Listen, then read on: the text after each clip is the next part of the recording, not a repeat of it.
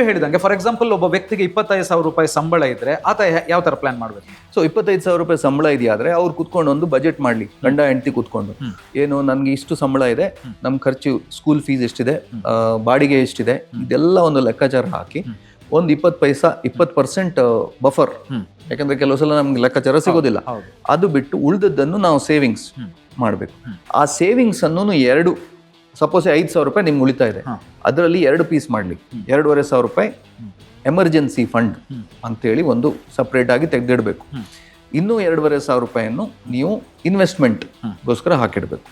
So ಹೀಗೆ plan ಮಾಡ್ಕೊಂಡು ಹೋಗ್ಬೇಕು. ಅಟ್ಲೀಸ್ಟ್ ಸ್ಟಾರ್ಟ್ ಮಾಡಿದ್ರೆ, ಈಗ ಇವತ್ತು ಕೇಳ್ತಾ ಇರೋರು ಇವತ್ತು ಅವ್ರ ಹತ್ರ ದುಡ್ಡು ಇರ್ಲಿಕ್ಕಿಲ್ಲ, ಬಟ್ ಅಟ್ಲೀಸ್ಟ್ ಒಂದು ಹೀಗೆ ಒಂದು ಮಾಡ್ಬೇಕಂತೆ ಅಂತೇಳಿ ಒಂದು ಮನಸ್ಸಲ್ಲಿದ್ರೆ ಒಂದು 3 months ನಂತರ ಅಟ್ಲೀಸ್ಟ್ ಅವರು ಇದನ್ನು ಸ್ಟಾರ್ಟ್ ಮಾಡ್ತಾರೆ.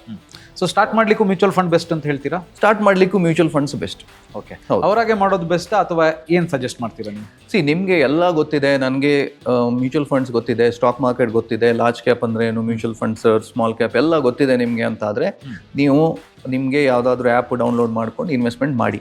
ಸರ್ ನಂಗೆ ಗೊತ್ತಿಲ್ಲ, ನನಗೆ ಗೈಡೆನ್ಸ್ ಬೇಕು, ನನಗೆ ಮಾರ್ಕೆಟ್ ಬಿದ್ದಾಗ ಇಲ್ಲಿ ಹೆದರಿಕೆ ಆಗುತ್ತೆ, ಅಥವಾ ನನಗೆ ಗೈಡೆನ್ಸ್ ಇದ್ರೆ ಒಳ್ಳೇದು, ನಾನು ತುಂಬ ತಲೆ ಕೆಡಿಸ್ಕೊಳ್ಳೋದಿಲ್ಲ, ನೀವು ಹೇಳಿದಷ್ಟು ನಾನು ಮಾಡ್ತೀನಿ ಅಂತ ಹೇಳಿದ್ರೆ ಅವರ ಮ್ಯೂಚುವಲ್ ಫಂಡ್ ಡಿಸ್ಟ್ರಿಬ್ಯೂಟರ್ಸ್ಗಳನ್ನು ಹುಡುಕ್ಲಿ.